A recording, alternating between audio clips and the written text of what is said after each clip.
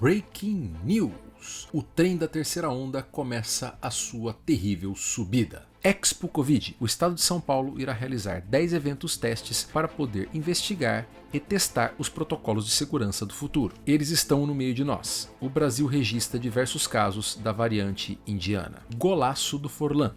O Uruguai anuncia o resultado da sua vacinação e são dados animadores. Nova droga, nova esperança. Medicamento que ninguém esperava poderá ser usado contra a Covid. E eu jamais imaginei que eu veria uma CPI ter mais audiência que um Big Brother. E mais brigas também. Sério, a gente podia criar um sistema de paredão, né? Tipo, bota o Pazuello com a Capitã Cloroquina, o povo vota, né? O Renan pega e dá o anjo. Não, sim, o anjo, eu sei, o Renan é mais pra baixo, mas Lúcifer também era anjo. Senhoras e senhores, esse é o Breaking News, o jornal onde tudo é improvisado, principalmente as notícias. A subida do trem da morte. Papai avisou e a terceira onda está no meio de nós. Esse é o tipo de profecia que eu não queria estar acertando, mas afinal de contas ela nem é minha, né? São os especialistas que falaram que o inverno ia trazer a terceira onda, que a abertura ia trazer a terceira onda e que o Dia das Mães só ia ser a cereja do bolo. O que acontece é que, com aquela alegoria que eu falei lá atrás sobre o trem da Covid, né? A gente já viu há mais ou menos 1 ou 2 semanas um aumento no número de casos e já começou a ter agora um aumento no número de internações e das ocupações de UTI. A média móvel de mortes brasileira estabilizou ali na faixa dos 2,2 mil mortos por dia, o que é um número assustador. E para piorar, nos últimos dias ela já demonstrou um leve aumento. Entenda, gente, essa história de média móvel, ela serve para você poder eliminar aqueles problemas que acontecem que final de semana eles registram menos mortos, né? Durante a semana registra mais. Então eles pegam uma média dos últimos 14, 15 dias. Esse número costuma ter uma flutuação menor. Por isso, quando ele cai 10% ou sobe 10%, eles consideram que ele está estável, porque é o movimento dele. Então, um pequeno aumento ou uma pequena queda dá na mesma, mas já dá um sustinho. De uma forma ou de outra, a terceira onda é uma realidade. E assim como um trem desgovernado, eu acredito que ela seja imparável. Se é que esse termo existe. Irrefreável. A terceira onda já é uma realidade. O que a gente fizer daqui para frente pode torná-la mais curta ou menos alta ou com menos mortes. As medidas que eu sempre estou falando, o apelo que eu sempre estou dizendo continua.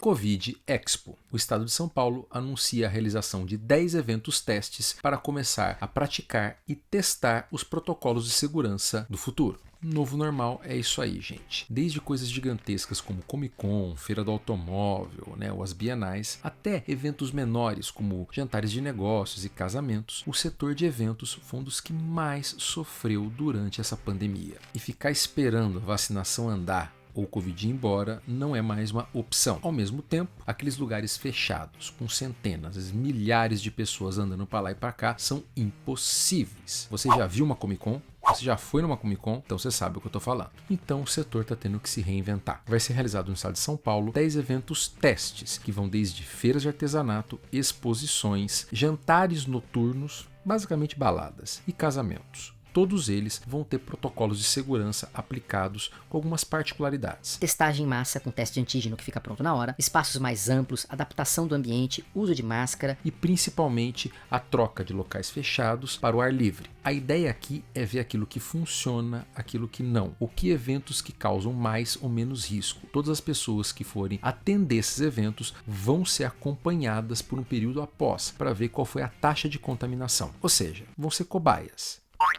No geral, a ideia é boa. Tem muita coisa que parece funcionar no papel, mas na prática não é tão boa assim. Por isso, é interessante poder ver daquilo dos protocolos o que tem mais impacto para diminuir a transmissão enquanto as vacinas não chegam.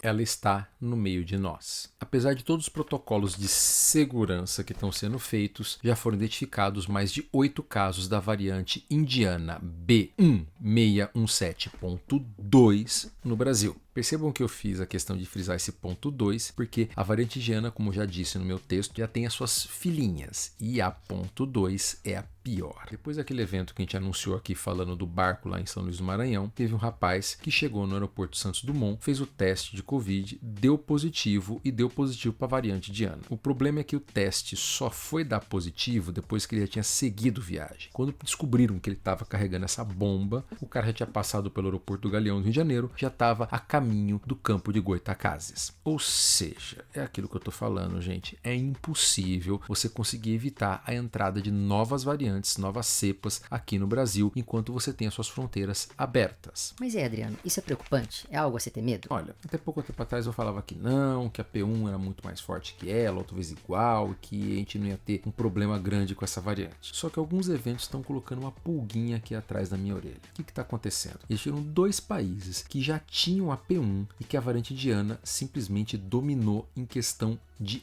dias, que foi o Reino Unido e a Argentina.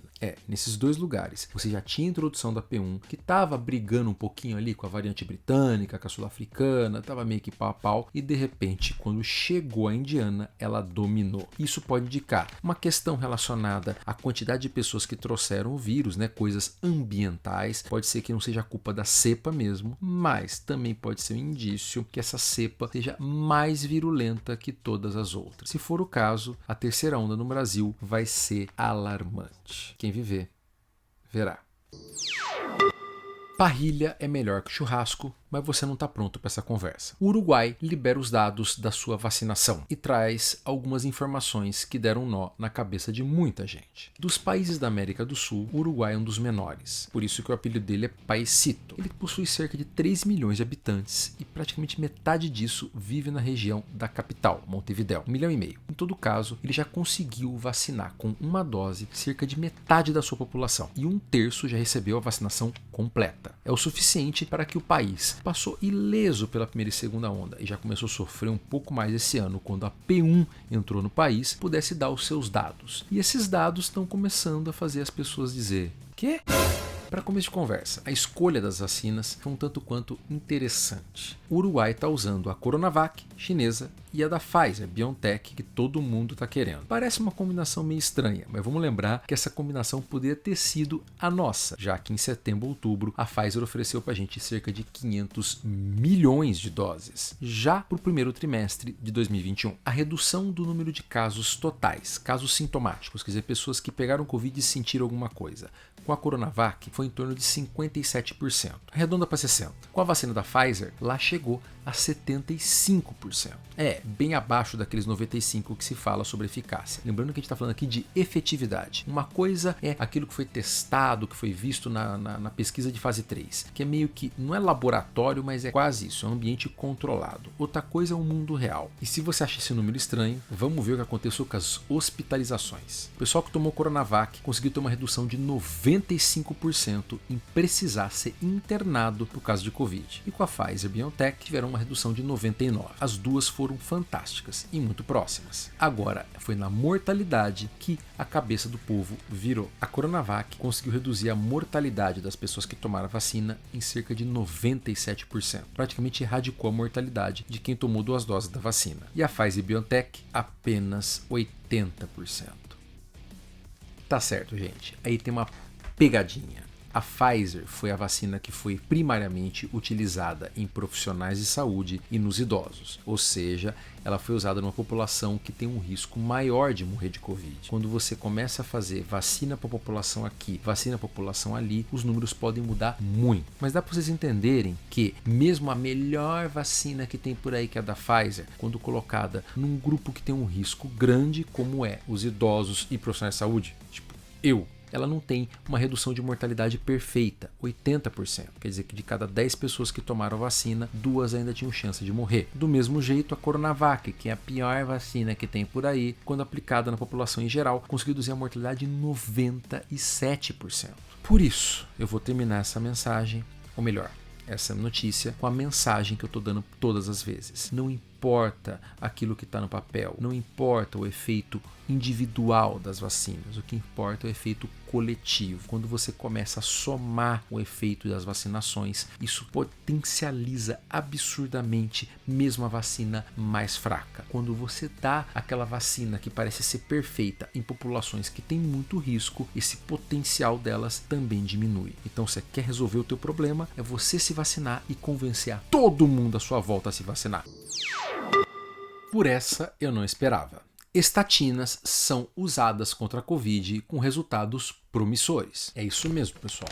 Pode ser que dentro em breve nós tenhamos mais uma nova arma para lutar com essa doença maluca. As estatinas, as medicações que são usadas para o colesterol. Bem, existe uma lógica por detrás disso. Porque essas medicações já são usadas há vários anos com pessoas que não têm colesterol alto, mas que têm um risco de ter problemas de inflamação nas veias e nas artérias. Por exemplo, pessoas que já tiveram infartos ou derrames. A gente percebeu que mesmo que o colesterol delas esteja normal, você dá essa medicação, ela funciona como se fosse um anti-inflamatório de vasos. E daí ela evita a pessoa ter um novo infarto ou um novo derrame. E o que a Covid mais faz é inflamar vasos. Portanto, é um tanto quanto lógico você testar essa medicação. Foram feitas algumas pesquisas que são preliminares e tiveram resultados promissores. Assim como o próprio AS, sabe? O ácido acetilsalicílico, também está sendo testado. Parece que num futuro próximo possa ter alguns protocolos do uso de estatinas junto com o AS para você poder ser usado em casos leves e iniciais para poder evitar as complicações inflamatórias dentro dos vasos da Covid, como tromboses, esse tipo de coisa. Por quê? Já foi testado os anticoagulantes e foi mostrado que mesmo você dá anticoagulante dose plena, xarelto, remédio caro pra caramba, em pessoas que têm risco de trombose, que tá com dedímero alto, não evita a coagulação. E pior, pode aumentar o risco de sangramento.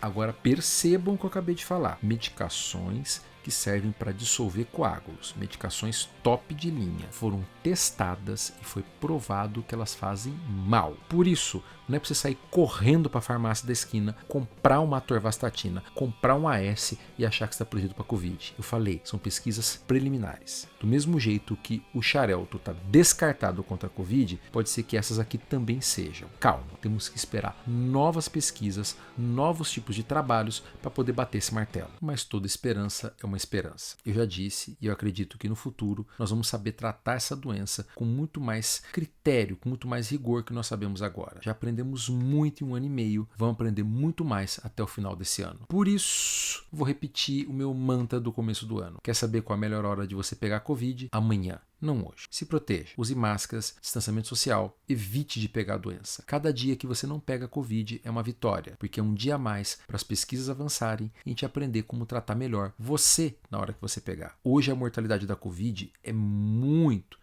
menor do que era lá no começo, principalmente para pacientes graves. Então, é hora de você pegar, se proteger e esperar sair um tratamento melhor, descobrirem qual remédio funciona ou chegar a tua vacina. É isso aí, pessoal. Esse foi o Breaking News dessa semana. E se a CPI fosse um Big Brother, eu tenho certeza que quem ia ganhar era o Tate. O cara entra quietinho, fica no canto dele, ninguém vota nele. Quando você percebe, ele já tem 1 milhão na mão. Ou pelo menos, não vai ser preso.